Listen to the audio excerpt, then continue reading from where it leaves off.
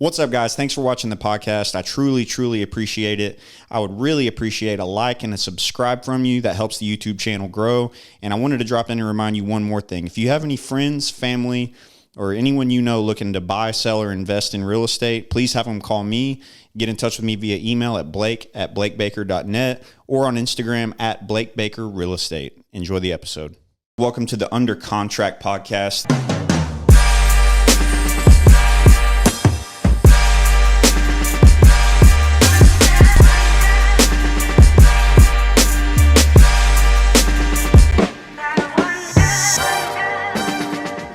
All right, dude, we are live. Cool.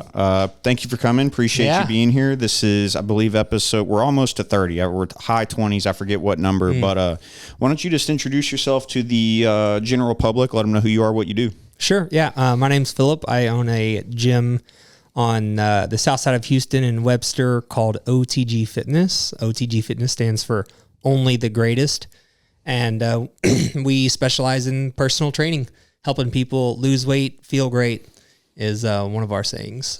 So what is your backstory and like how you got into fitness and owning a gym and everything like that? Yeah. So my background is actually in manufacturing. So my degree is in business management. Same. Oh, really? Yeah. Cool. I graduated from University of Houston, Clear Lake. Kind of dropped out of college for a period of time, but ended up going back because, like I said, I used to work in manufacturing, and my boss at the time was not educated in business, and he just wanted someone, that could run more of the business side. And I thought that was going to be my career. But when I started personal training, as a little side hustle, I just fell in love with it. And a couple people told me like, hey, if you ever opened your own space, I think you could do it. And so I was like, what do you mean me do something like that? But to answer your story or answer your question, how I started in general with fitness was I grew up pretty overweight. My mom died when she was very young. So I was, as a teenager, really depressed, no friends, no support system, I guess. Couple family members, but I was the fat kid in high school, Fat Phil. That was like my nickname. But when I was like maybe 19 years old, maybe 20, I had been depressed for a few years because my mom had died. I've actually never met my dad. So at that time I was living with my grandparents. Wow. And just in a, bad place mentally. Finally got tired of kids calling me fat. And I was like, hey, I'm going to do something about this. Lost weight, changed my life. And I'd say maybe 3 or 4 years after that is when I picked up personal training as like a little side hustle. Make some extra money, sounds fun. And I actually had a friend that I went to high school with that decided to go ahead and try personal training and start his own little business. And he would like train people in the park and stuff like that. And he had a client that he couldn't get to, like time schedule wise. He's like, hey man, we work out together and stuff. Do you think you would want to take a client? I was like, well, shit, yeah. It seems like this is all just happening to you. It's not like you went looking for it. Yeah, no, not at all. Yeah, for sure. It did. And that's why I try to tell people too, is that if you allow it to, fitness will open your mind and open your life to so many opportunities and so much more than you think. And that's a big thing with us at OTG is, we're not the type of people that are going to tell you to spend an hour and a half in the gym 5 days a week. Like that's not our vibe. Our vibe is to do what you can, do the best that you can, and become the greatest version of yourself. And you can only do that if you have a strong physical, mental, spiritual health in the beginning. And if you look at our logo here, it's a pyramid, right? The bottom of the pyramid is the foundation. And if you look at the top, it's an arrow to infinity. That's because we believe that if you set the foundation of your life through health and fitness, your life becomes infinite. I love that. And that's a big part of our brand and message. But for sure, it did. It kind of came to me, and it just worked out, I guess. I have people tell me all the time, mostly older people, like I'll come into the office in my gym clothes, like sweated through my shirt and everything. Yeah. you were at the gym or what? And I'm like, yeah, that doesn't sound very fun. I'm like, dude, I don't know how you don't. Like, how could you not? Because like you were saying, people don't realize how it can open your mind to think. I've had some of the most, and I've said this before, I've had some of the most spiritual experiences just when I was like in hell on like in some hard, crazy workout I was doing. Like I've had those like epiphanies. You just have like thoughts that you don't have any other time. I've definitely had those. And when you're around people who are working hard in the gym and, you know, they take care of themselves, they're typically, I feel like, the type of people that are the same way in other areas of their life, not just in the gym. Like, I don't know if you've ever heard the saying, the way you do, what is it? The way you do one thing is how you do everything. The way you do anything is the way you do everything. Yes. Like is the famous quote. Yeah. So I find that, you know, a lot of people who are in the gym like that, taking care of themselves, they're excelling in other areas of their life as well. Not always, but in general, I think that could be something that could be said. Yeah, for sure. You know, in our culture, unfortunately, you kind of do have to go out of your way to become a fit individual. Oh, yeah. And I really dislike that about the culture and the society that we live in. And it's a big part of my long-term goal to change that. And that all starts with the kids, right? Because I grew up, hey, eat whatever you want. You know, Rice Krispie treat, especially with my grandparents a lot. Like I grew up with a single mom. My mom lost her job when I was very young. I'd lived with my grandparents since I was 10 anyways. And you know how grandmas are. Oh, dude. I got some cookies here for you. All the time, you know, and nothing against my grandma. She loved me very much. And that's how a lot of people give love. I eat those cookies. Yeah, I'm with it. But that's normal, unfortunately. Zero nutrition. No thought goes into nutrition. That's right. And so going back to what you said, you really have to be disciplined and be dedicated. And it's not as hard as some people perceive it to be. So I don't want people to think that this stuff is overly difficult, because it's not. It can be very simple, but at the same time, you have to have some awareness, and you have to try, because our society leads us, because of the food, the lack of exercise, the sedentary lifestyles, is a lot easier. The now culture. Everything's now. That's right. It's a lot easier to be quote unquote lazy and eat bad. And weight loss just takes time, dude. Yep. Like, you know, people want to work out for a couple weeks and they see they lost a pound and they're like, you know, it takes years sometimes, man. We literally just talked about this on our podcast this week. We did tips for the impatient, basically, because it does require patience, especially if you're listening to this and you're an adult. The likelihood that you've been eating not great and not exercising is pretty high for the past X amount of years. And so you need to realize that to change that, it's going to take time. And the fact that you accept that it's going to take time is extremely important.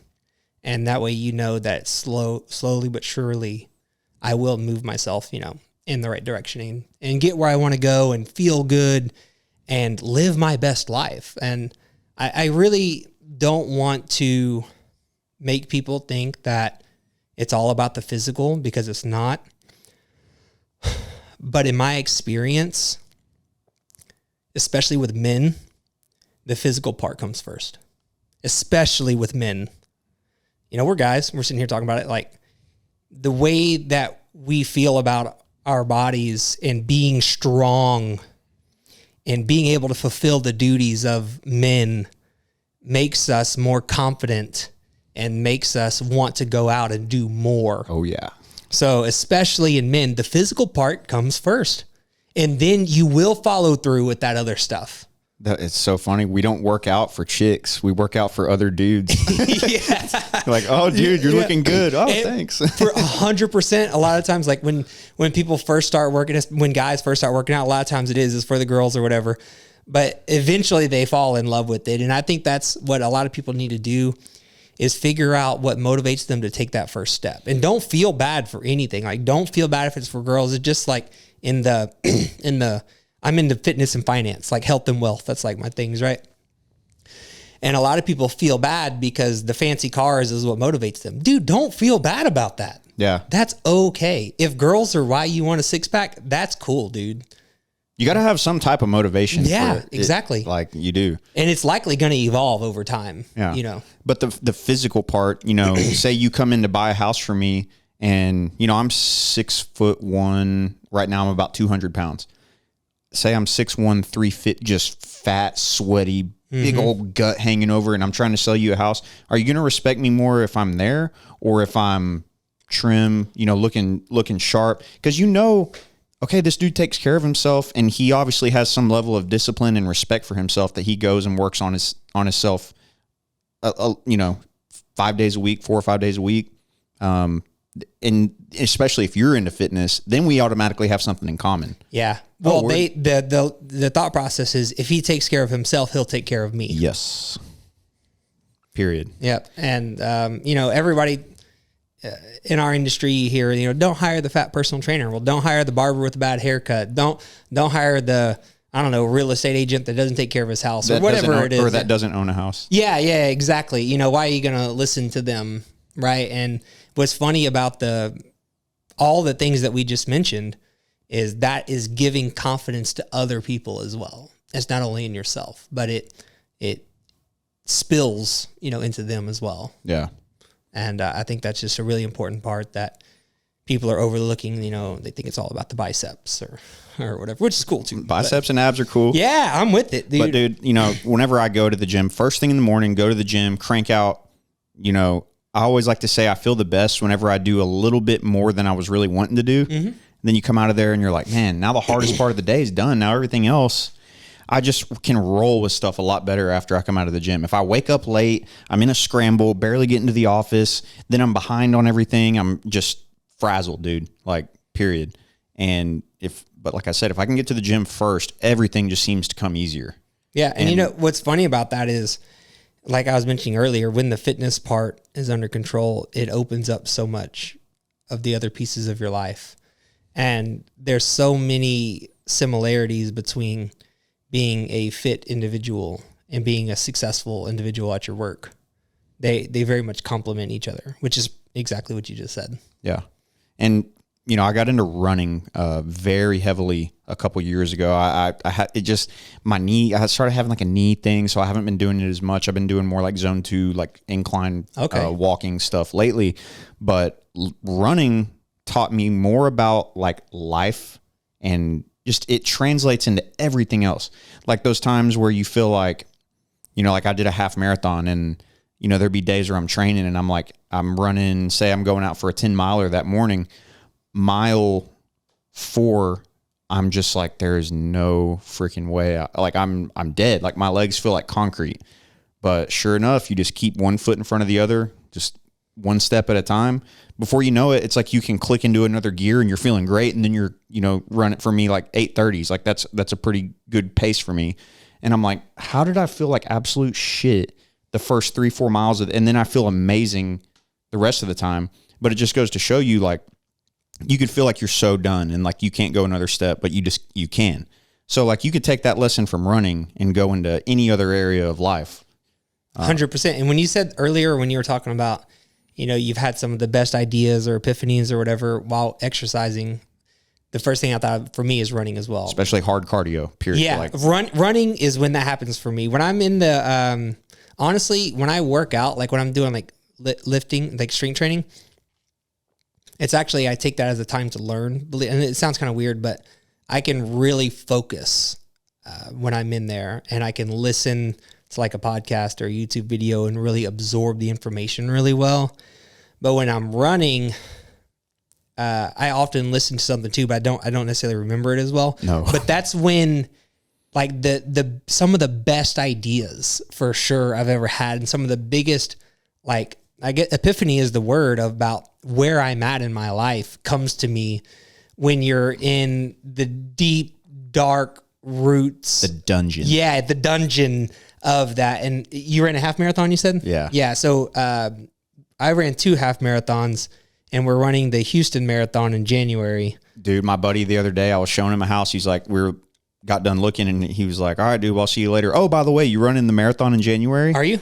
Dude, I think I am. We are now. What about, so we just signed up for the Bridge Series. Are you familiar with that? That is, it's 2 10Ks and a half marathon. 10K in Kema is next month. And then there's a 10K in Galveston. Kema Bridge.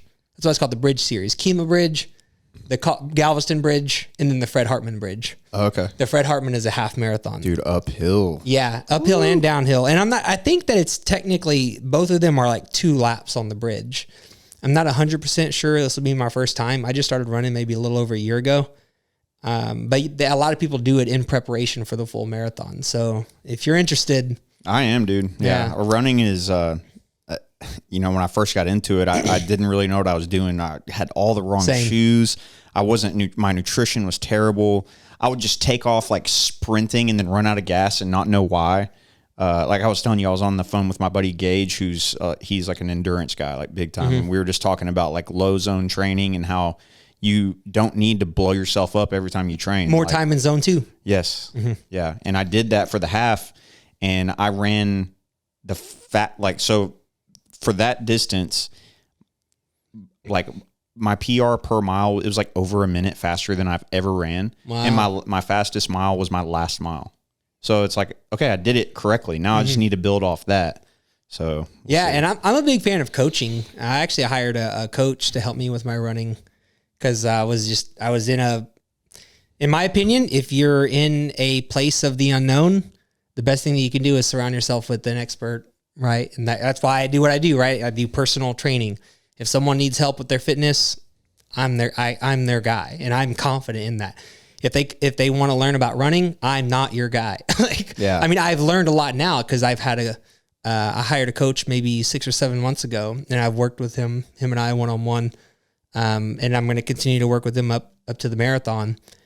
And I've learned a lot. So I'm much more comfortable with the running technique and, how to do pacing, what matters, what doesn't matter, stuff like that. But it's only because I work with a professional. Yeah. And I've learned a lot more about it over that time. And for sure, I heard someone one time say that go slow to run fast. Yeah. Which is so counterintuitive to what you would think. Mm-hmm. Yeah, because you got to train. I was just talking to my girlfriend about this the other day, because she's thinking about running one of the 10Ks. And she went running. When she goes running with me, she feels the need that she has to stay with me. Yeah. And I'm like, no, you need to slow down, because she can't last very long, right? And I was like, you need to slow down. She's like, well, that doesn't really make sense. Well, it's because we need to train you're trying to train endurance. You want to run longer without having to stop, right? She's like, yeah. Well, you need to slow down so you can run longer. So, but if you really break it down, you're like, oh, because I always think of, in that perspective, there's 2 things that you're looking at. Your width of your pyramid, like say your oxygen consumption is like a pyramid, right? You have width, right? Like how long it can last. And then you have height, which is your VO2 max. When you run fast, get your heart rate way up, you're training VO2 max, but you're no longer training width. So you have to pick your battles. We're human beings. We can only do one or the other. Yeah. It's hard to do both. So it should be, what I've heard is like 80% zone 2, like low, like not low heart rate, but definitely a good amount below zone 2. If you're familiar with zones, and then 20% like VO2 max training. Speed training. Yeah. Speed training. And then there's like the cadence stuff. Track workouts. Yeah, exactly. For sure. I think that's great. And, I think of zone 2 as I can have like if you and I were to go on a run together, I can have a conversation, but I don't necessarily love it. No. But we could talk the whole time. Yeah. But it's challenging. Like you're going to hear me taking breath, as I'm talking to you. That's what we would consider like zone 2. Yeah.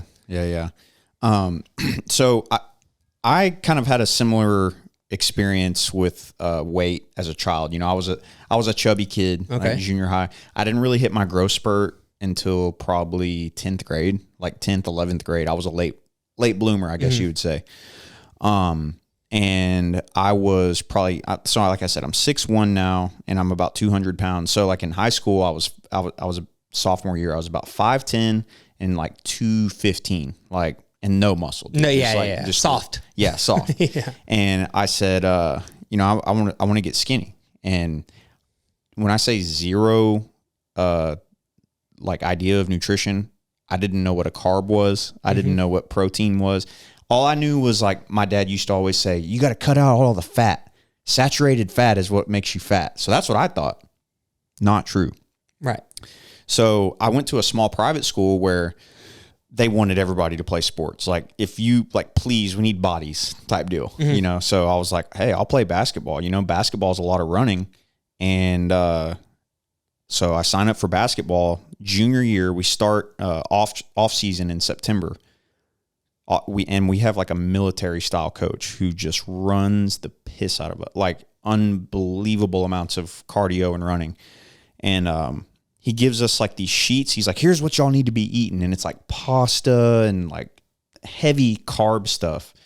And I'm like, dude, I'm trying to lose weight. Like, I'm not going to eat all this. So I would eat like a bowl of oatmeal and like a sandwich at lunch and then like a sandwich for dinner. Like, very basics. I was eating probably, 1,200 calories Dude, that a day. sounds exactly like how I started. Just no fuel. And we were running, horses, that basketball style training, you know. I went from 215 pounds to 163 pounds in 8 weeks. Wow. Dude. And you were in high school? Yes. Okay. That's not good for a kid, dude. No, not at all. And I went from a 38-inch waist to a 28-inch waist. Oh, my goodness. Then I'm just skin and bones, you know, I'm just super skinny. And then from there, I kind of started like looking into like weight training. I started working out you're not from Pasadena, but there was a 24-hour fitness over on Spencer Highway. That's like where I started working out. And then there's a 24 that on Fairmont, they shut the old one down, moved it to Fairmont. And that's where I started really like lifting weights. And then I got into like, you know, creatine and like protein powder and all that stuff and slowly started learning from there. But yeah, you said like you had zero idea. So you just ate like less and did more, right? Yeah. When I first started, I specifically remember a few things. I don't, to be honest with you, from age like 16, probably until when I lost weight, I was in a very, very bad place. I really don't remember very much. That's a part of depression. Yep. Is loss of memories. So I don't remember a whole lot, but there are a few things that I do remember, and like one in particular was making a sandwich, and instead of eating the whole thing and taking the bag of chips to the couch and watching TV with my grandpa, I remember cutting the sandwich in half, wrapping half in a paper towel, putting it in the fridge, and then going to the pantry, grabbing a handful of potato chips, putting them on the plate, and just eating half my sandwich and a handful of potato chips instead of the whole thing and taking the whole bag. So little things like that will make a difference. Portion control. Now, I understand that that's not super scientific, and because I didn't know. Just like you didn't know. And we didn't really have like, you couldn't just look we had the internet, but it wasn't like it is now. No, and actually, how old are you? 33. Okay, I'm 32. We're similar. If It Fits Your Macros became popular when you and I were in our early 20s. Yep. And before that, people only knew pretty much what fat was, because that, just like what your dad was telling you, people just followed low fat. That was the thing from the 90s and early 2000s, the super low fat. That's where Atkins diet came from, the Beachbody diet. Those are all like super low fat stuff, especially Atkins got real popular. So I didn't know. We didn't know what protein was. You know, there's no classes in school. They don't teach kids nutrition. No. Right. They say grains are like the best thing. Yeah, exactly. So, you know, we just didn't know. But the thing is, we took a step in the right direction and effort, and we gave effort because we were aware that we wanted to change, right? And that's what's most important, in my opinion. So many people, they're just letting it go by. But all you need to do is raise awareness and try something, and you'll likely get some results. Will they be as good as if you get all the information? Probably not. But at least you're moving in the right direction. Yeah. You know? Yeah. You don't have to get it perfect. Just, you know, just do. That's the most basic thing you can do is if you're a little bit overweight and you don't have like a ton of time, you know, you have a family to take care of and everything, portion control. Oh, yeah. 100%. Yeah. Portion control, and don't drink your calories. Ooh, that's a big one. Those are two things that anyone can do, and it will make a mass. If your BMI is over 30 or over 35, which puts you like in the obese category, if you do those two things, you will at minimum, you probably won't put on a bunch of muscle, but you will get your BMI down and under control. I was thinking the other day, going back to like the grandparent thing where they just want to feed you everything. You know, when I was, 5th, 6th, 7th grade, you go to my fridge in my house, you open the fridge, dude, do you remember Brisk iced teas? Oh yeah. 50, 60 grams of sugar per can. Oh, I'm sure. Dude, I would drink 3 or 4 a day easily. Yeah, that's 600, 700, 800 calories. Dude, that's so... Of nothing. The thing about drinking your calories is there's no satiety. Like, there's no feeling of fullness. No. So you drink 500 calories of something, and you're still just as hungry, if not hungrier, than you were before. Because now you had something sweet, and you're craving more sweetness. Yeah, because then you get the crash, and... Dude, it's so bad. Yeah. I've really gone to just drinking like LaCroix and stuff. Yeah, LaCroix are good. LaCroix are good. I never drink, like, the only time I'll drink like a Coca-Cola was like one day after I ran 10 miles. It was hot outside, and I ran like an idiot, and I was trying to keep up with my little 5'7", 130-pound friend, and he's hauling ass. I'm like trying to keep up with him, and I just blow my heart. Just my heart rate just skyrockets. I blow up, and literally I was shuffling to my truck by the end of that run, dude. I was beyond gassed, and I went straight to the gas station and got a like a fountain Coca-Cola. It is very refreshing. I'll admit that soda is good. Oh, it is so good. Yeah, but like, so but the reason I did that is because I knew I was so depleted, and you need those carbs and sugars, glycogen back into your muscle. Yeah, right. For sure. Is that true? Yeah, for sure. If you're super depleted, I mean, there's various things going on. In general, you just need hydration. Yeah. Because I remember I've only had one bad experience with that with running. It was in my preparation for my first half marathon, and I just followed this like little template that I found on the internet, and it was like 3 runs a week, and every Sunday, like it started with Sunday 5 miles. Sunday 6 miles, Sunday 7 miles, Sunday 8 miles, worked its way up. It was on the 11-mile run. And it was probably like 11 o'clock, and it was really hot, and I was just sweating a lot. And I had this route. I had a 7-mile route that I would run on a longer run that I had found. And so I'd run the 7, and then I would just kind of like piddle around my neighborhood and stuff, until I was done with however long I wanted to go. And on this particular day, I had just sweated so much. And I remember being scared that I was going to pass out. And I somehow made it home. I didn't have any water. I didn't have anything. No gels, no nothing? No, nothing. This is before I knew what a gel was. This is before I knew what a gel was. I had no idea. And this is before I hired a coach. It was when me and Daryl had committed to doing this half marathon, and we were running together a couple of days a week. But sometimes we ran individually as well. And this was one of those days. It was 11 miles. I think this was 11. And I just remember I was scared out there. And I was probably like a mile or so away from home still. But I finished, and I made it home. And I remember I had weighed myself that morning. I think it was 213. This is about my normal weight, 210 to 215. At the end of that run, I was like 202. Damn. Yeah. And it was all, but before I made my way upstairs, I sat, like I had like drooped myself over the bed of my truck, right? And I started hallucinating. I thought that I saw my girlfriend walking up behind me.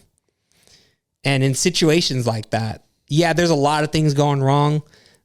And this is a little bit out of my specialty or out of my wheelhouse, but it's just dehydration, just pure good old dehydration from this Texas heat and sweating. Yeah. And it was pretty scary. I remember I found out what gels were from, I think that same friend I was telling you about that I was just on the phone with before you came over, but I started taking I take G1M Sport. It's a Nick Barrett product. That's BPN, right? Yeah. Yeah. Love it. So I'll, what I would do is wake up on Saturdays at like 5 a.m. I'd be I would go running out here like in LaPorte, like at Sylvan Beach, and run the streets back up that way. And do that, and then take 2 gels with me. And then every 40 minutes, I eat a gel, or just whatever you call it, drink it, eat it, whatever. You want it before you need it, right? So but I'll never forget the first time I took those out there, and 40 minutes in, I'm like, all right, dude. Within like a minute, I could literally feel my legs come back. I was like, now I get it. Yeah, there's very special carbohydrates in those gels, and some of them have a little bit of caffeine as well. Yeah, they're delicious. Yeah, they're so good. The chocolate ones are so good. I'll do it depends. I only use a gel, or this is just me personally. I use gel. I'll take a gel or a carbohydrate drink, and I have this little like fanny pack. Same. Yeah, that I'll put water in there, and then if it's more than an hour. If my run's going to be more than an hour, I'll take either a gel or carbohydrate in my water. I use stuff called Tailwind. It's really good. It's probably similar to the G1M. And I'll do that. And if it's more than like an hour and a half, then I'll do both. Mm-hmm. But that's, for the most part, I eat a lot. So I eat a lot. So I rarely find reasons to, this is just me personally, right? So I don't use the gels very much, and like I said, unless it's over an hour run, right? Because I do the same, I more eat or less. Plenty for the most part. Yeah, if I know it's going to be like a 6 miler and under, I'm good. I don't really need it. Yeah. But I was going to ask you about that. So you posted a photo the other day, and like, dude, you're pretty lean, and your calories, it was like 3,000 calories. I feel like when I eat 3,000 calories, I can watch the scale just. Oh, really? Yeah. So what, like, I feel like like we were saying, when we didn't know what we were doing, we were eating 1,200 calories a day. Mm-hmm. How did you kind of learn? Okay, first, where did you get your macros? How did you figure that out? And then how did you learn to stay, like, how do you stay lean and eat that much? Well, the first part of your question is, how do I find my personal macros? To be honest with you, I don't really remember exactly. Probably what I did, and I can give people I can give you a recommendation of how to find it now, but how I first came to be, I really don't remember. But I remember going through a deep phase of hardcore tracking. And if anyone wants to do their macros, which is fine, and believe it or not, at this point in my life, I'm personally I feel like 90% of people probably shouldn't be tracking macros, but they probably should do it for a period of time to learn. Learn more or less what they need to be doing. That's right. Day. And then you can just eyeball things later, which is what I recommend for 99%. But most people for sure should do it for a short period of time to learn what portion sizes look like and what they should look like, how to make sure you get enough protein. But I remember I would say from age 23 maybe to like 22 to 26, maybe like that 4-year period in there. Dude, I did not consume anything that did not get tracked perfectly. Dude, that takes like years. The only thing that I would do is once a week on Saturday, I would do a 2-day a week, or a 2 session a day workout, and I would just eat whatever I wanted for one meal. Literally whatever I wanted, as much as I could possibly eat. And that's just what worked for me. But outside of that, militant. I don't do that anymore, just to be clear. Dude, I mean, it just takes so much time. Yeah, but it takes time in the beginning, but once you get used to it, it really doesn't. And I think something that helps me is it doesn't really bother me to eat the same stuff all the time. Right. So if you eat the same stuff all the time, tracking becomes a lot easier. You almost don't even have to. You just cook the same thing every week. That's right. Have you seen the food scale that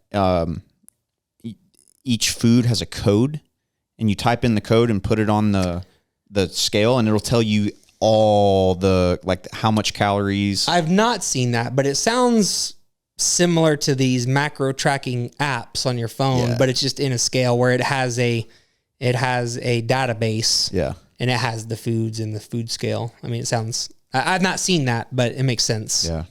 I just thought that was cool. But yeah, so like I was saying, 3,000 calories a day. That takes time. And that is going to come from just having more lean muscle mass.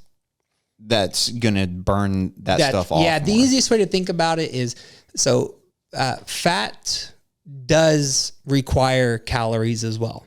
to maintain fat mass and fat cells do expend calories, actually. A lot of people say fat doesn't expend calories, but it does. Not very much, but fat is active cells. They are expending calories at a very slow rate. But muscle expends a lot more. So we both weigh about 210 pounds. So, what did you say your body weight was? Man, I'm like right now I'm anywhere between 203 and 208, just depending. Yeah, I got about 10 pounds on you. 5 to 10 pounds, depending on the day, right? But because more of my 205 to 210 pounds is composed of muscle mass, that automatically means that I can eat more than you and get away with it. Okay. Because it requires calories to maintain the muscle that you have. Right. And that's where you see that high number coming from. And then also there's this thing called metabolic conditioning, and there's different words for this.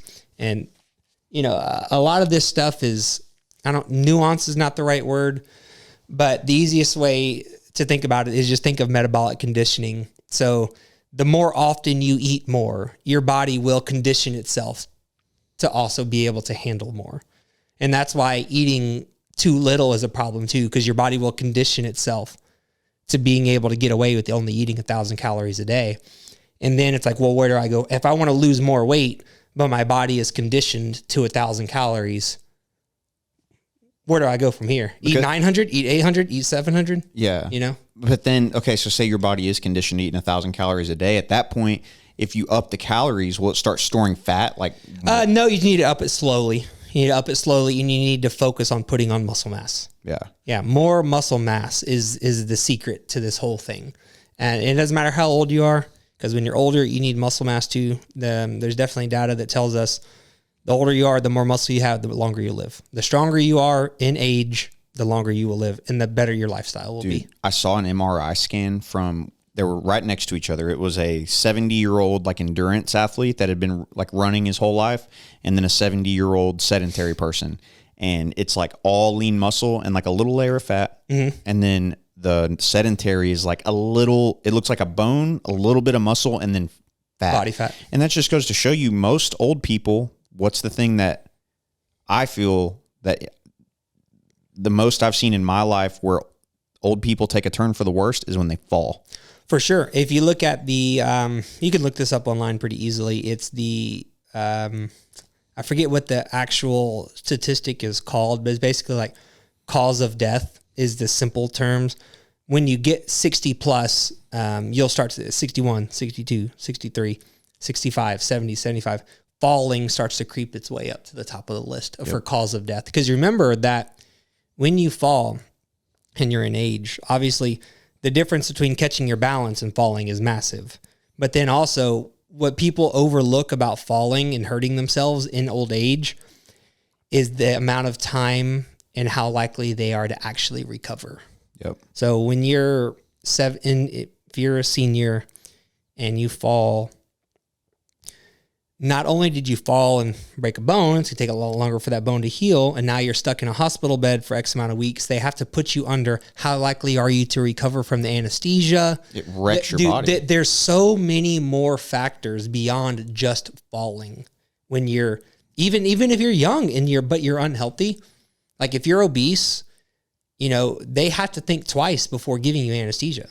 You are at risk. Mm-hmm. So there's just so many benefits to being leaner and stronger. And that doesn't mean be Mr. Pro bodybuilder. People, anytime my favorite one from guys, I ain't trying to look like Arnold. Yeah. You ever hear guys say that? I'm like, bro, calm down. You're not going to. Yeah.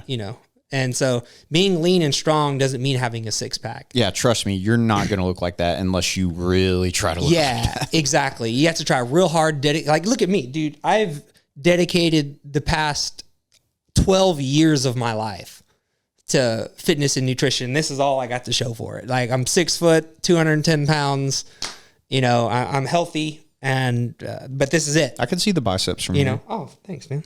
But, but what I'm saying is it's very difficult. It's a full-time job to look like that. That's right. Literally. You can't work maybe you could with the right Chinese supplements. Yeah, that's right. Yeah, that too. But it's a full-time job. And but going back to the fat loss thing, so like I was listening to Dorian Yates on Joe Rogan. That's like one of my favorite podcasts ever. Like I've listened to that thing probably 10 times. Okay. But he talks about like your body naturally wants to hold on to fat.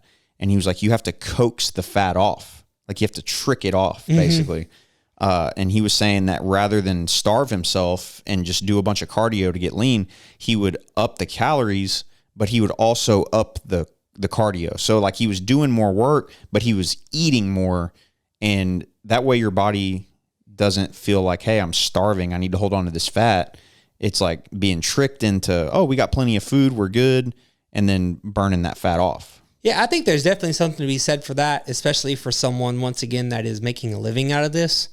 In my personal opinion, just from my experience, keep in mind that I've worked with thousands of people at this point with this stuff, that the everyday person is not going to do that.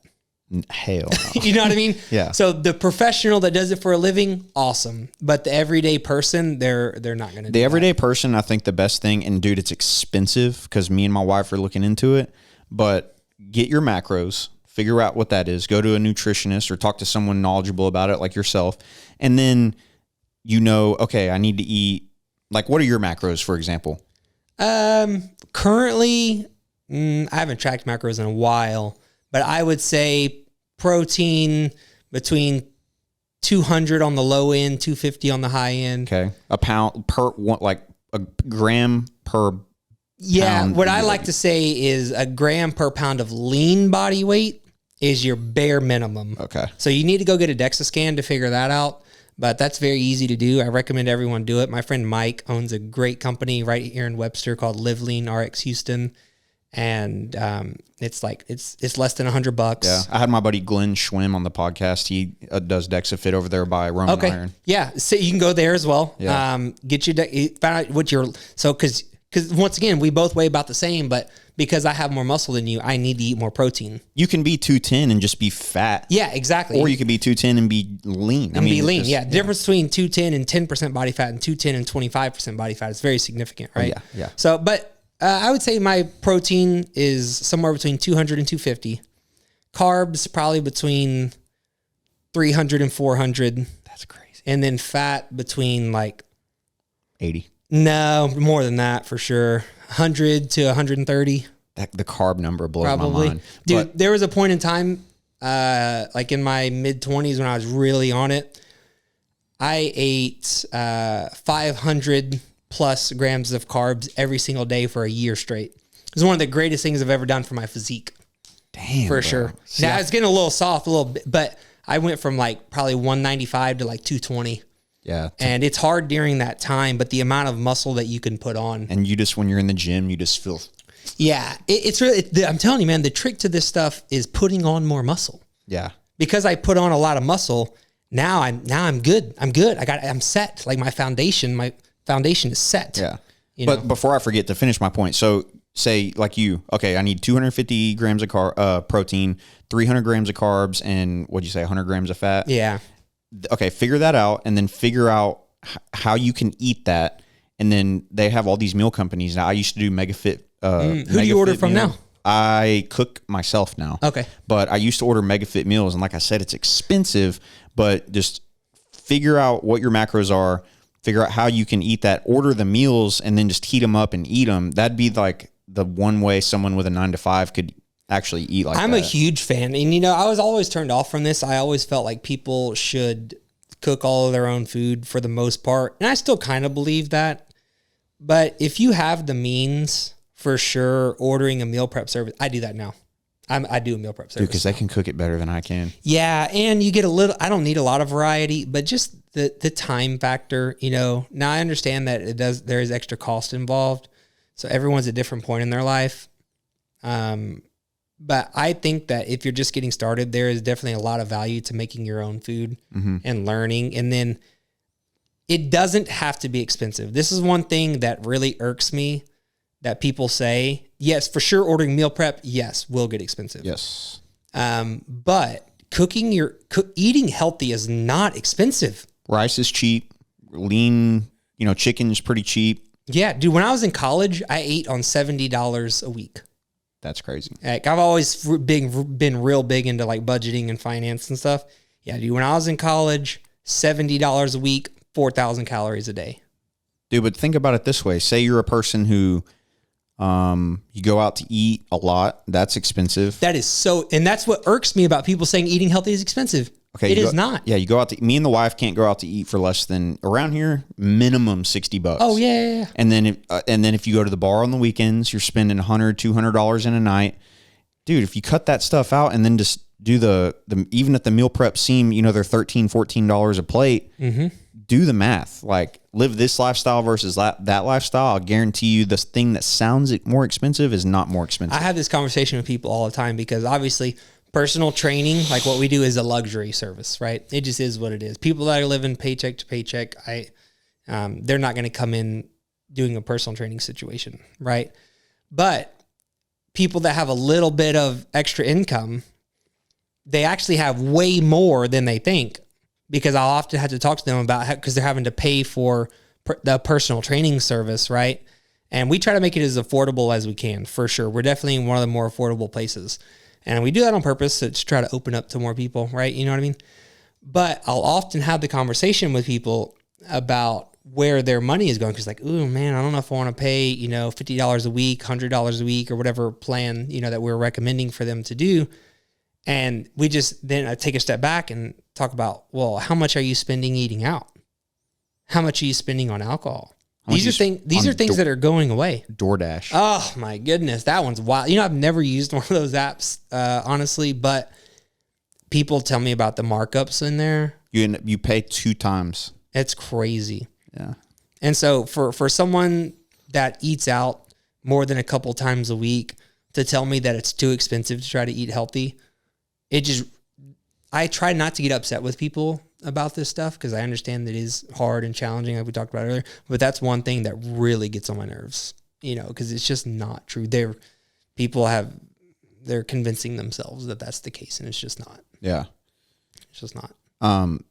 I was going to ask you. So you were saying that y'all are not the type of gym that you tell people you need to be in there 2 hours a day, 5 days a week, right? So like, what is your rotation right now? Because we see each other at Crunch sometimes. So, but I'm curious as to how did you, like as we get older, like I said, I'm 30, I'll be 34 in November. You're 32. Obviously we're not 21 anymore. When you're 21, you can train 6 days a week and it's like, what? Like, yeah, I'm fine. Now, especially when I'm getting more into running and stuff like that, I can definitely feel the training sessions the next day, and I'm learning to read my body and be like, okay, we need to just dial it back today. Maybe just go for a walk or not train or whatever. So as far as recovery goes and like your rotation, like what's kind of your rotation right now? So I've played with this a lot over the years. I do currently strength train 6 days a week and run 3 or 4. So that's very active. Yeah, I do. There's usually 3 days a week, sometimes 4 that I do both. So it is quite a time commitment, and I'll admit that, but I enjoy it. Makes me feel good. It allows, in my opinion, the amount of time that I invest in it, I get more than that back. Another one of my little sayings that I say to people is a lot of people claim that they don't have time to work out, but what they don't realize is once they start exercising and taking better care of themselves, their 24-hour days will turn into 26 hours. Because they invest 45 minutes into their health, they get they get 2 hours back in productivity. So that's how I feel about it. I understand that it's a lot, and I don't expect anyone to do what I do. That's also why I eat so much. It's another reason that I can get away with eating so much, because I do work out a lot. I've tried multiple things over the years, though. Currently, we do a lot of full body type of exercise. We preach frequency over duration. So we'd much rather see, our ideal for us is 4 days a week of optimal strength training. So that's what we preach, right? 4 days a week. So 4 days a week for 30 minutes is a lot better than twice a week for an hour. Total duration is still 2 hours, but the frequency thing, you'll get better results because it keeps it top of mind. You're probably going to eat better as well because you're every single day, you either worked out yesterday, worked out today, or worked out tomorrow. There should never be a situation where one of those 3 are not the case. Okay. Yeah. I like that. One of those three things should always be happening. So Say that one more time. Every day you should either have worked out yesterday, working out today, or you're working out tomorrow. Okay. So never go more than 2 days. 2 days. Yeah, never go more than 2 days. And if you do that, your fitness will stay more top of mind and you will automatically make better food choices. And that's the type of stuff that we like to talk to people about. Dude, because I've been so guilty of that where I'll go off the rails for 3 days. And then here I am trying to like fast one day to try to get back on track. And it's so up and down. Yeah, we really want to see people get away from stuff like that. We really want to eliminate that type of mentality. And I'm not saying what you're doing is bad or anything like that, but I am. It's not good. Okay, well, you said it, not me. But for sure, we want. I don't like the word balance. You'll rarely hear me use the word balance because if you look at a balance meme, you have to take away from one side to give to another. So I don't use the word balance for that reason. But there is a nice middle ground somewhere within whatever lifestyle that you're choosing that I think that you could probably hone in a little bit. And I'm a fan of writing things down. So when you're going through an experience like that, what I would do in your situation is break out a good old journal, write down what you ate, how you felt about it.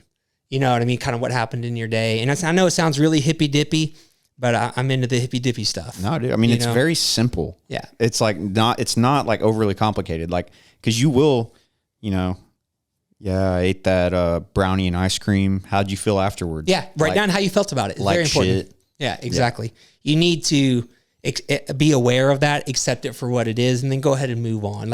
And people are like, don't beat yourself up. Yeah, beat yourself up, but only for a minute. Yeah. And then move on. Yeah. Yeah, and then move on. But that journaling exercise, I've seen a lot of success if people follow through with it. I used to journal my workouts, like my training, and I would be like, I want to add 5 pounds to this exercise, or I want to add like 2 more reps. And I found it to be very effective. Daryl does that. Personally, I don't. I don't anymore. Yeah, I never have, to be honest. But I just recently learned this about myself. Because, we have employees now and stuff like that. So I'm trying to like pass along the things that I've learned over time. And that comes with its own struggles. Totally different conversation. But something that I've noticed that I never realized, but I guess like I have, when it comes to things that I care about, I have an exceptional memory. It's just a skill, I guess, that I have. My wife would say the same about me. Oh, really? Yeah. I can just remember. So I've never actually tracked my workouts.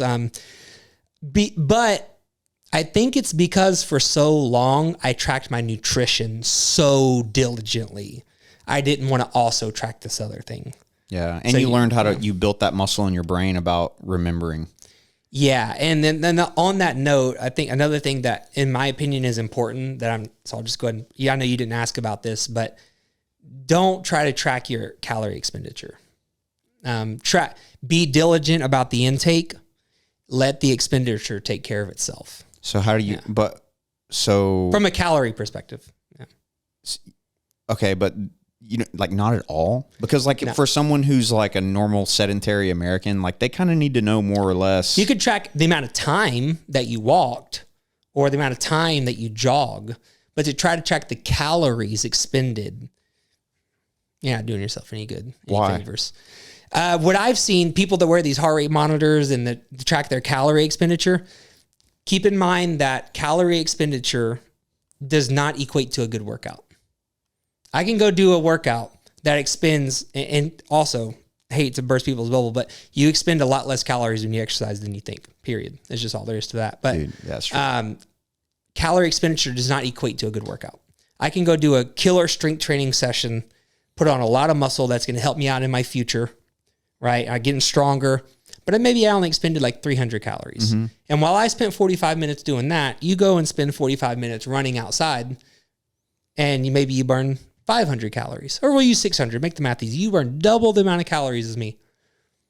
Nowhere in my experience, my understanding, does that mean that you had a better workout than me. And what would you define as better? That's what I'm saying. To me, better does the amount of calories that you burn, it does not go into that equation. Better meaning more effective in our long run. I'm being more functional. I'm, in my opinion, putting muscle on is the most important thing. And I control my intake. It's a lot easier for me to just not eat a brownie than it is for me to go run for 30 minutes. Yeah. Right. So I'm not worried about my calorie expenditure. Well, because I used to be. So I would wear I did MyZone. Have you ever heard of MyZone? Yeah, very popular. So me and my buddies all linked up on MyZone on the little app, and then we would be like, basically, dude, this was so stupid, but we did a fitness challenge, February fitness challenge, and dude, it just got to the point where it was a calorie burning competition. It just gets unhealthy mentally. By the end of that month, dude, I was so just dried up. Like I would wake up early, hour on the elliptical, go to the gym after work. I would do this thing where I would run 2 miles, lift, and then run another 2 miles and go home. And like the end of the day, I remember like there'd be workouts where it said I would burn like 1,500 calories in a workout. That's pretty crazy. Whether that's true or not, I mean, I think it probably was because I was cranking, bro. Like I was really, and I was weighing 183 pounds. Like I said, I'm 205 now. Mm-hmm. So for me, that's pretty lean. But I'll just say this. I was eating pretty much whatever I wanted. I was intermittent fasting, but like for lunch, Chipotle, and then for dinner, more often than not, I was living in the Heights, so I would eat velvet taco for dinner, 3-4 tacos, and I was still losing weight. Mm-hmm. But I don't know. I felt I knew I could do that because I knew what I was expending. Yeah, it can lead to weight loss for sure. But what I hate to see is people go get a very good, effective workout that involves some form of strength training and functional fitness, and then they look at their watch, 300 calories, and then so they go kill themselves on the treadmill for 45 minutes just to get their calorie number up. Yeah. And they're not doing yourself any favors. Now, if you want to improve your cardio and improve your zone 2 training, awesome. Do it for that reason. But once again, it's just so much easier to eat a little bit less than it is to burn extra 300-400 calories. Yeah. I mean, from exercise. Yeah, you can lose weight without stepping foot in a gym just by for sure. changing your diet. We separate exercise from weight loss. They are different things that require different approaches. Yep. You can exercise and not lose weight. You can lose weight without exercising. I'm a perfect example. I lost 85 pounds, almost 100 pounds, about 85, zero exercise. Yeah. I mean, not a bad example, but oversimplified example. My 600-pound life. That doctor tells them eat only grilled chicken and vegetables, and they'll come in, and sure enough, it's been like 1 month since they last came in. Oh, you lost 80 pounds or whatever it is. But like you were saying, the fat cells expend calories, so that's a good example of that. Yep, exactly. And unless you weigh 600 pounds. And your life is on the line, you don't have to do that though. And that's where like I have a little bit of a gripe about like some of these shows and stuff, like The Biggest Losers and the 600-pound lives and stuff. I don't want anyone to think that they have to go to those extremes to get healthy and if you're 40, 50, 60 pounds, even 100 pounds overweight, you don't have to go to those extremes. It's actually easier for you to lose weight. The more weight you have, the easier it is to lose, for sure. But these people that you're seeing on TV, their life is on the line. Now, if you're listening to this and your life is on the line because of your weight, then you'd probably need to do something extreme. But that's a very small subset of the population. Dude, but it's insane how, I'll just be like, we were at Baybrook Mall the other day, and I'm just looking around at like just people walking around. And sure enough, dude, especially like just dads walking around with their family, everybody's carrying an extra 40, 50 pounds, and that's just normal. And I feel like most people in that boat don't know how bad they feel. They just think it's normal. Yeah. I hate to say this, but that's something that I do quite a bit. This is what I do for a living. And I'm not trying to judge people. No, I mean, that's why I'm putting it in this context as well. This is what I do every single day. I help people lose weight, feel great, live their best life, talk to them about their weight problems, the way that they feel mentally, physically, everything. Like it's way more than physical, it's mental as well. But something that I do when I'm in public places is get a gauge on what percentage of people around me are overweight and obese. And it's a lot. Yep. It's a lot. You may say, well, how's that affecting you? It affects everybody. And I'll tell you why. If 80% of our population is overweight, or what? I don't know what. Do you know what this is? Nah, I think it's around like 65. Okay. Yeah. So the number one killer, I don't know about of everyone, but of men is what? Heart disease. Heart disease. What does that do to medical insurance costs when 65% of your population is overweight? Yeah, I hate to get into this conversation, but I do agree. Yeah, I do agree. So, dude, I mean, if you have a population where, say, 20% of people are overweight, don't you think that would be less of a drain on? Oh, 100%, yes. Everything would be, I mean, not every, but insurance would sure as hell be cheaper. Yeah, I do agree with that. And in my opinion, we have to start with the kids. Yep. And if parents, and I don't have kids, so I try to really walk a fine line here. Because I don't, do you have kids? No. Yeah, me neither. So I try to really walk a fine line here, but we have to do a better job at educating the children. Yeah. And parents, grandparents, we all need to, even me as not having a child, if I have an opportunity, I want to educate that child in, being active. And we don't have to get scientific with them. Like, hey man, you like bananas? Like, you want a banana instead of a cookie? Like little things, don't give them free reign to Rice Krispie treats. Like, make it an exception, not a normality. One of my good friends, Chet, he's into working out and running and everything, and he has a decent nutritional, knowledge standpoint. And we were talking the other day, and I'm like, man, like our parents they didn't think that way just because it wasn't as big a problem. The food was different, I think, and but his kids, where he comes from a different standpoint on feeding his children. His daughter is sitting there eating eggs and avocado and, blueberries and stuff like that. Whereas when we were kids, it was the Gerber's baby food and wash it down with some apple juice. And I'm like, dude, your kids don't know how lucky they are to have you, to be born in this time and have you as a parent. Like, they're going to develop just better habits. And that's all they'll ever know. They don't know any different. Kids only know what they're taught. Yep. And they're little sponges. They soak up everything around them. So if we as adults have bad habits, and I hate to use the word bad because nothing that anyone is doing is good or bad, but we all know what I'm talking about here. If they see you doing something that's not optimal, then they're going to do that too. And I think that we all need to come together and spread this word and get people living their best life. And I really hate seeing parents that can't do the things with their kids. Or, dude, like when you see like a 7-8-year-old kid that's just obese, just that's huge. That's tough too. Yeah. And, and it's kind of life nowadays is like, say you're working 10 hours a day to pay your bills. You get home, you're exhausted. The kid's hungry. And, okay, do we cook him eggs and go buy organic fruit and vegetables and stuff, or do we just throw some freaking dinosaur chicken nuggets in the microwave? Yeah, convenience is the driver of all of this, in my opinion. It's not like I talked earlier about people say it's expensive or whatever, not expensive it's cheaper to eat unhealthy, whatever. But at the end of the day, in my opinion, convenience is what's driving these decisions. It's easier to go out to eat because you don't have to wash dishes. You don't have to put them up when you're done. You don't have to prepare the food. You don't have to go to the grocery store. Instead of going to the grocery store and cooking and washing dishes, you just go to the restaurant. Mm-hmm. One thing. It is ironic, though, that the lower income areas have way higher rates of obesity, because you would think like, oh, they're eating more, they're spending more money on food. No, it's like McDonald's is cheap, yeah. And eat there 3 times a day and see what happens. And for sure. It's cheap and convenient. Yeah. And a lot of these people in these areas that you're talking about, they do work long hours, long days.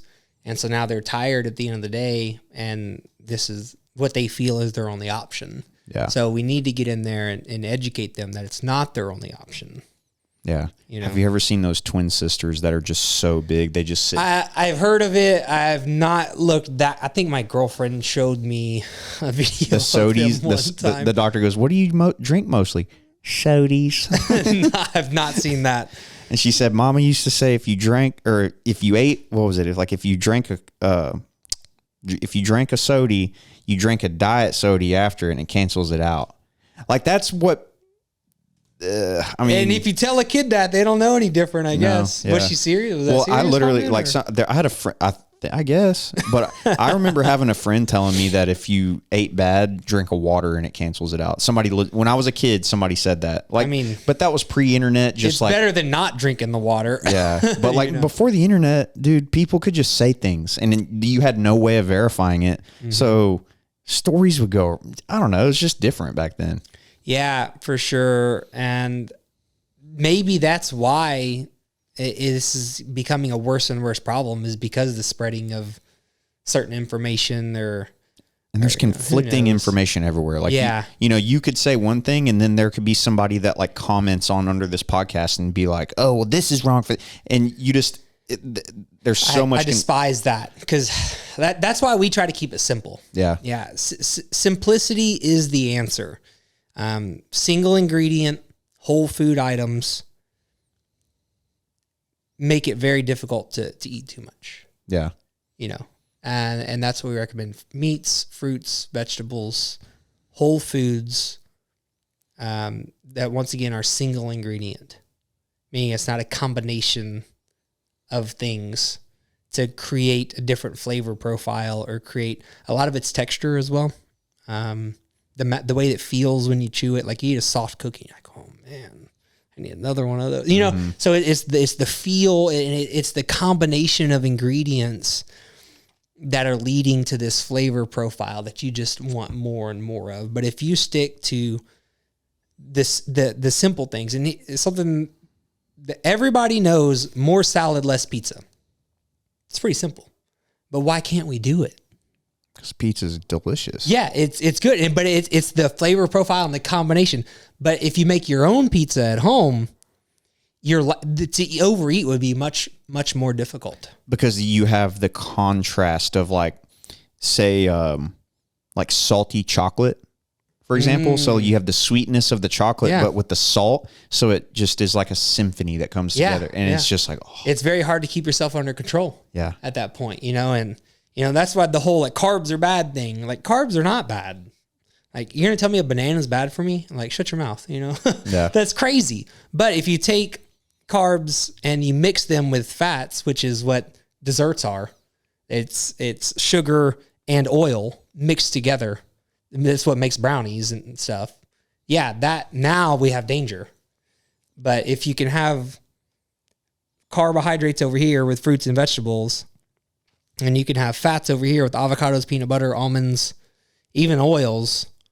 The right oils. Yeah, and it becomes very difficult to overeat at that point. What are some of the main carbs you eat? I mean, obviously rice. Potatoes are a big one. Potatoes and fruit. Yeah, okay. My diet's very simple these days. Potatoes and fruit are my main. A lot of berries, bananas, oranges, apples, mangoes, pineapples. I love pineapple. Yeah, pineapples are my personal favorite. Kiwis, we got some kiwis at home right now that are really good. Grapes, a lot of berries, a lot of strawberries, blueberries, blackberries, raspberries, all of them. Good fiber. Yeah, a lot of fiber in raspberries especially. I'll make huge fruit bowls, dude. Huge. You know, and it's just so good. And people don't, I mean, I don't want to say people don't know, but when you're craving sweet, like your body is... like the only time you get that type of sweetness in nature is from fruit. So like we have all these things that mimic that, and you can kind of like, I find that whenever I want something sweet at night, rather than going for a cookie, I can go for a couple little cubes of pineapple, and it kind of satiates me. Yep, that can work great. And it's something that I do personally at night is almond butter mixed with honey. It's so good. Now I know that I just combine the carbs and fats thing. I get it. I know, but once I can control it, you know, it's not this crazy thing that gets so out of control, you know, and still not super high calorie, out of this world, but it tastes really good. Sometimes I'll put it on a rice cake, you know, and that's really good. Put a little bit of salt on there too. Rice cakes is a life hack, man. Yeah. And for sure, another thing on that note is it requires effort for me to go do that. Yep. It's not a cookie or whatever that's already together, because and I'll tell you this, dude, if there's bad food in my house, like if my girlfriend goes to the store and gets food, like I'm eating it, period. I'm out of sight, out of mind. If it's there, I'm eating it. and it just is what it is. But I try my best to set the environment up for success. And then, but you're running 4 days a week and lifting 6 days a week. Yeah, I also exercise a lot, so fine. I have a large expenditure to work with as well. So that helps. One thing I wanted to ask for, I forgot. So you made a post about, it was something to do with ground beef being grass fed or no antibiotics, and I forgot what you said. When you replied to me, I think I said something like, this just ruined ground beef for me because I eat ground beef every single day. I can't remember what you said, but there was a point you made about how it doesn't matter if there's antibiotics, or I can't. I don't know. I don't really remember that one. You want to look and see? Yeah, And I would refer people to the podcast that we just did. If you really have a question on something like this, I would refer you to the podcast we did with CVH Farms. Because they're more of an expert, in the locally raised beef department than I am. Okay, let me see if I can find this real quick. I wonder if it was on it was you on a podcast for sure. Mm-hmm. Would that have been on your Instagram? It's probably on the gyms. I personally don't do much with social media anymore. It's exhausting. I'll tell you that. It is. Yeah, Sean does our social media at the gym. Here we go. And it's probably the greatest thing I've ever done. All the time on the label. Every cow is grass fed. Every single cow that ends up in the grocery store is grass fed. At some point. At some point, it's grass fed. Okay. So they can apply that label as long as it was grass fed at some point. No antibiotics is another one. Sometimes they can put that on the label as long as they met the withdrawal period of the antibiotic, which is typically 30 to 60 days. Like if you read on the bottle of the antibiotic, it will say cannot take the cow to slaughter within 30 days of use. And so they do the 31 days, then it can say no antibiotic. There's very specific language that you have to look for. Never had an antibiotic, ever, or you want to buy local where you can ask the rancher, has the cow ever had an antibiotic? Natural comes up a lot, and everybody's like, oh, great, I'm buying all natural beef, but it really doesn't have a meaning. These stores sometimes say all natural, no preservatives. What preservative would you put in a ribeye? So you have to be careful with that. That's my favorite one. Yeah, that's Chris from CVH Farms, Chris and Haley Vincent. That's where I buy my beef from. We buy locally raised, grass-fed beef. It tastes great. The cows are raised ethically. Something that Haley told me one time is that cows feel stressed just like we do. And I was like, oh man. So do you want to be consuming an animal that is stressed out its whole life and probably wasn't very well taken care of? The meat's full of cortisol. Yeah. Or do you want to, my dad's side of my family, they were like cowboys growing up, like my dad was, and my grandpa was like hardcore, and he always would say, like one time they had to go rope this bull, and it overheated and died, and he said, "Oh, that the meat's sour now," and I'm like, "Wait, like, what do you mean? Like, how can the meat just go bad?" And then I got older and started thinking about that story, and I was like, I wonder if it's because it was just dying like a super stressful death. It had a rope around its neck. It's overheating. Cortisol goes into the meat and sours the meat. So, yeah, I don't know. I'm not sure, but what I do know is that I order from them, and I trust. Chris told me also that, for example, say a cow gets injured and they have to put antibiotics to heal the cow, then that cow is not one that they're going to sell to a customer. They remove it and go sell it at the... So, but in your opinion, is like all the grass-fed, no antibiotic stuff, is that like as big a deal as people think? Probably not. To be completely honest, from a health perspective, it matters, don't get me wrong, but it doesn't matter as much as... It doesn't matter as much as other things that people could be doing better, if that makes sense. Okay. I would say that's like the last 5%. Yeah. The fact that you make your own burgers at home, even if it's not the best quality beef in the world, compared to you not going to McDonald's. Yeah. So that's a bigger difference than going from the one that you're eating to what I'm talking about. So what you're saying is figure everything else out first. And then when that's perfect, then start worrying about all that. Yeah, same with the organic, right? For example, and I really think that matters for way more reasons than health, though, which is like buying locally. That matters for way more reasons than health. And that's a big part of reason why I do it and why I think everyone should. Yeah. So it's a lot deeper than that. It's just like the ethics involved and all types of different things. But for sure, to keep things simple, we should not be overly concerned about whether it's organic or not, or whether it's vegan or keto or all these crazy marketing things like Chris was talking about, labeling situations. Guys, everybody knows, once again, everybody knows more salad, less pizza. Do the simple things that you know need to be done right. And once you can do that consistently for a period of time, like 3 to 6 months, then you can start to get a little deeper. But you have to focus on the big picture. You have to. You know how often. Well, you may or may not know the answer to this, but I know the answer. You know how often people pass on. They'll say they won't eat. Let's say, for example, they won't eat a non-organic apple. They'll only eat an organic apple. They won't eat a non-organic apple. So bad for you. But they'll go to Whataburger tomorrow. Yeah. That's crazy. Yeah. Makes zero sense.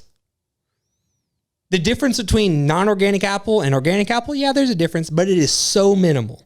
The difference between non-organic apple and Whataburger, huge difference. Yeah.